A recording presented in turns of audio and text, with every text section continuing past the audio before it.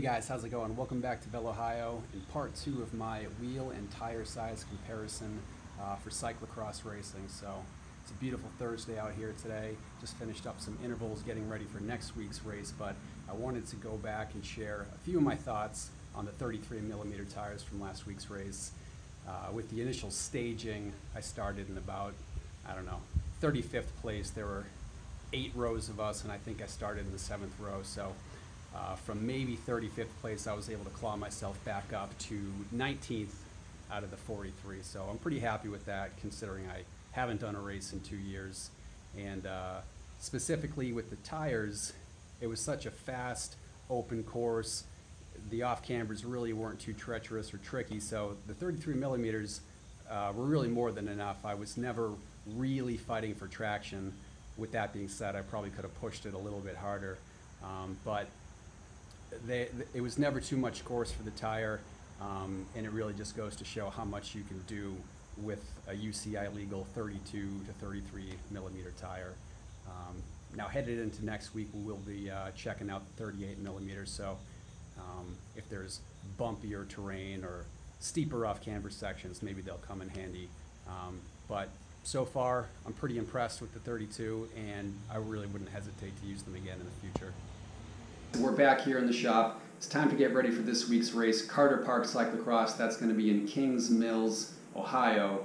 And for this week, I'm going to go with the 700 by 38 Ritchie Megabyte WCS cyclocross tires. They are tubeless compatible. I've used these in the past only with tubes. They're 700 by 38. I think on these rims, they're probably going to blow up to be pretty close to 39 or 40. So let's get these set up on the bike. And I want to show you guys an interesting tubeless trick for seating the bead if you don't have a compressor.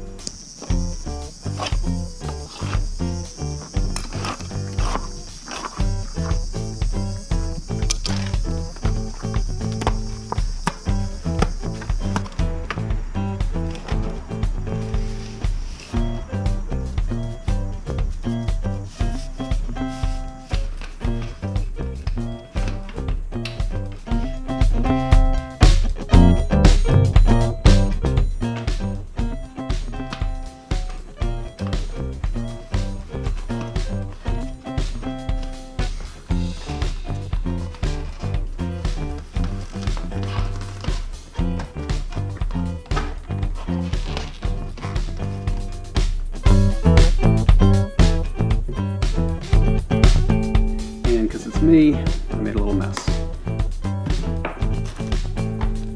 So let's turn things around. We'll get that last little bit of the bead on the top there.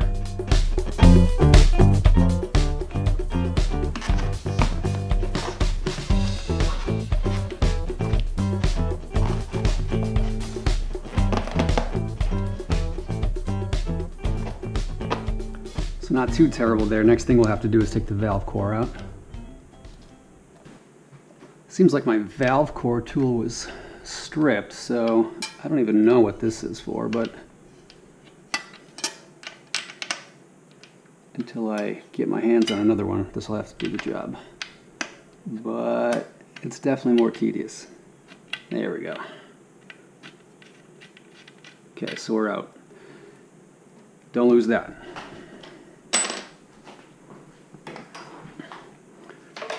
So we've got a typical garden sprayer. This is not my own idea, so I have to give a little bit of respect to Skills with Phil for showing me this one. Mine didn't work just the way that he had written it up in his video, so I actually had to kind of drill and file out the center of this attachment to fit the diameter of that valve stem. But essentially, since I'm not going to have enough pressure instantaneously through that track pump to seat these beads, we can build up the air pressure here in the garden sprayer and then give it a good blast. So I'm not going to bore you guys with me pumping this thing up, but after I get this pumped up, we'll give it a blast and see if that seats the beads.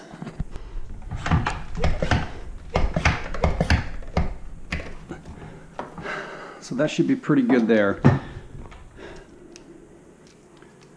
This piece all thread right on.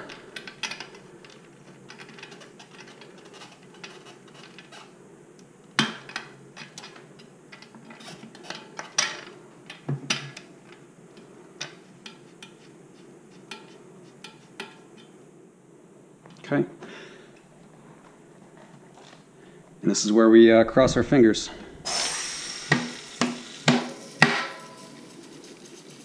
All right.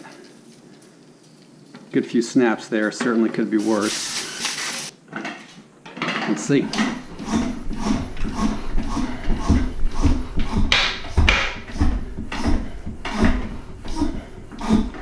That's pretty satisfying. I can hear the air leaking out a bit.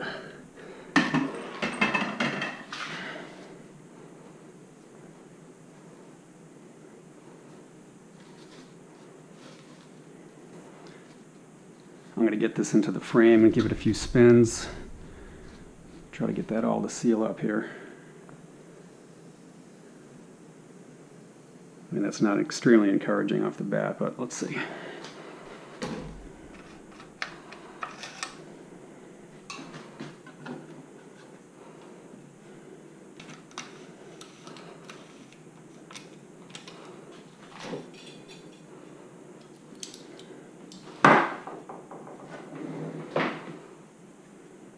All right, so we're about 5 minutes in. That seems to be sealing up pretty well. So what do we notice about this tire compared to the other? I mean, without a doubt, it's wider. I just measured it at 39, so a good 7 millimeters wider, which is obviously going to give you a fair amount more of a contact patch, but I think even more significantly, just the air volume of the tire is going to be significantly more. That height of the tire has got to be a good 7 millimeters higher as well. So if things do happen to get rough, I'm going to have a lot more cushion. One thing I do like about that knob profile is that that side knob for cornering does wrap around the edge. I think it's going to have a much easier transition if there are stretches of pavement going into the dirt. But even just on the dirt itself, we'll be able to get a better lean angle before losing that traction. So let's go ahead and get the rear tire done up here, and then we'll take a look.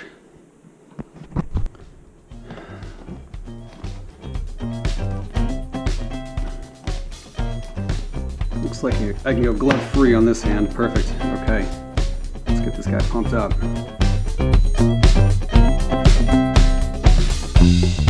All right, let's hear that pop.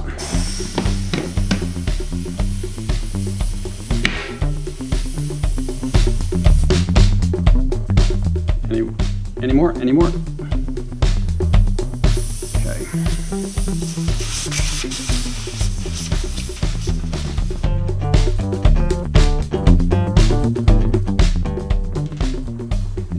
Track down my spare. This is way easier. Okay, let's see.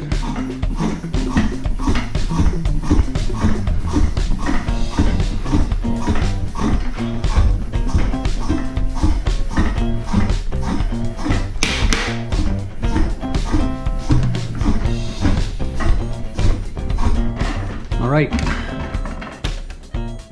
Skills with Phil. Thank you very much.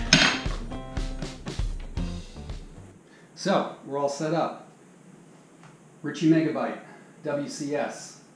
They are, I believe, 120 TPI, all set up tubeless. They're measuring out at 39 millimeters. I did some quick math. At 39 millimeters over the 32 of the Schwalbes, these should have about 32% more air capacity. So again, that should really help if it does get bumpy. Bigger contact patch, more air volume, knobs a little bit further down the sidewall for, I think, some improved lean in. And then what do we say? I think the frame with these tires, with these wheels, looks excellent. I do like the way that it really fills out a little bit of that space between the seat tube and the tire.